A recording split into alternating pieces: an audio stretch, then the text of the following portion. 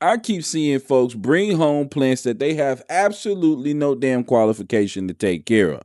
So today we doing things a little differently, and I'm giving y'all 3 plants to grab right now and 3 plants you need to leave where the fuck they are. Now, if you one of my true plant lovers and hoes, you know we love the Lowe's for the damn clearance. But in any plant section, things can go left real quick when you buying shit just because it's cute. Now, I want to look out for y'all because I love y'all. Y'all know the people in my community, my plant lovers and hoes, my cousins, my tribe, right? I be seeing all these sad ass pictures that y'all be sending through to me, and I want to help y'all cleanse that demon, right? Because a lot of y'all are murderers. I hate to say it. That's what y'all do. Y'all go into these stores, and I feel like y'all have good intentions, right? But intentions ain't necessarily enough, right? So I want y'all to understand that it ain't necessarily that you got a black thumb. Sometimes we just need to learn how to crawl and then walk before we jump into a motherfucking marathon. Right? We gotta chill the hell out. Some of these plants is marathon level. And when you put yourself into that position and you're just not ready or you don't have the environment to take care of the bitch, it's gonna be a man down situation. So let's go ahead. We're gonna jump right into the first motherfucker that a lot of y'all go wrong with that you absolutely need to leave where the fuck she's at. Woo! And here we arrive at the first big mistake y'all made, the motherfucking Parlor Palm. And the thing that gets y'all is that a lot of y'all like it big.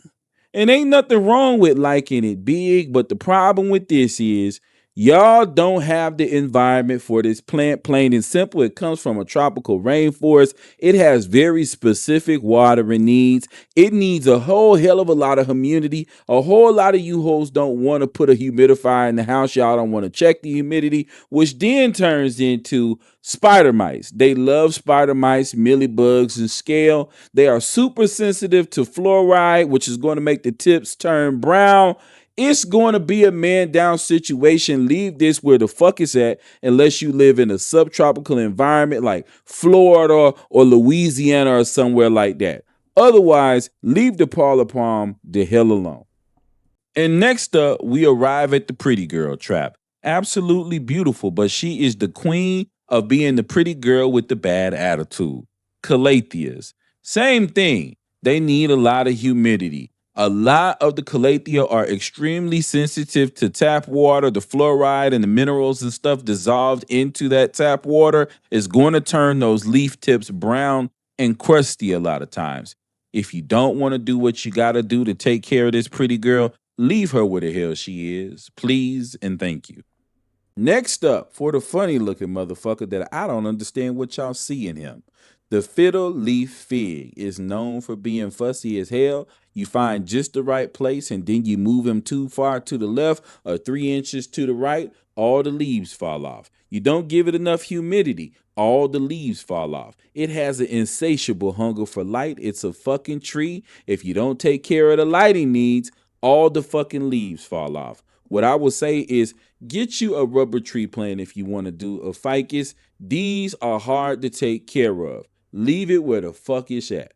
Now let's go ahead and get in our buy plants, the plants you should pick up.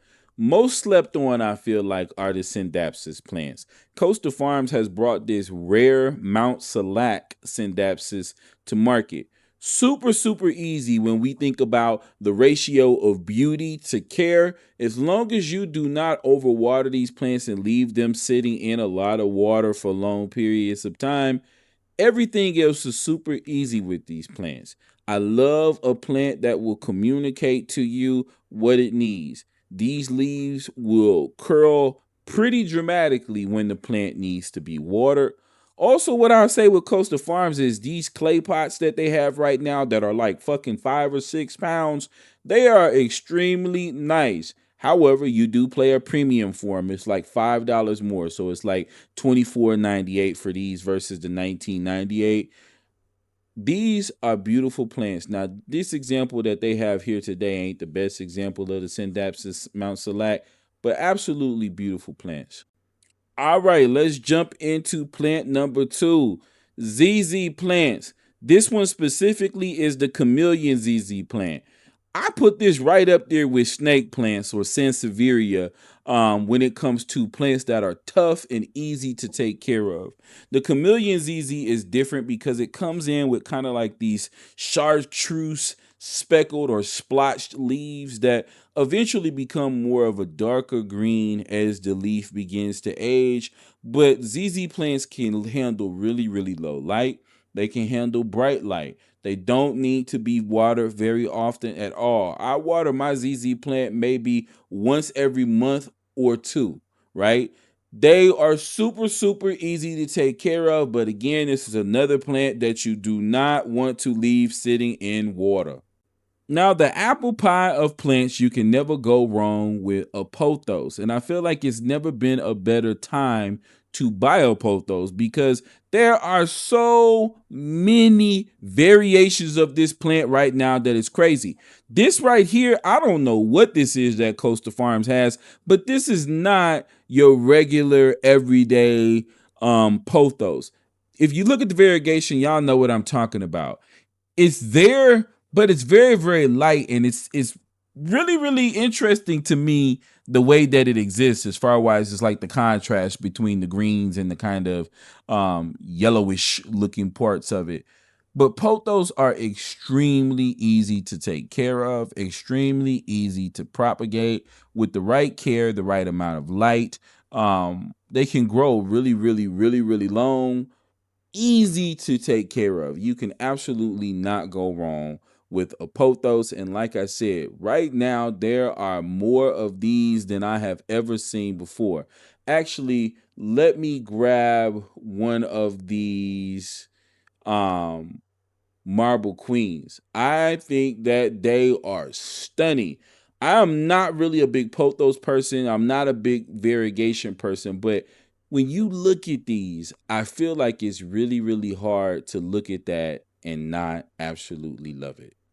All right. So the bottom line of this is going to be that buying plants or big box shops are not the enemy.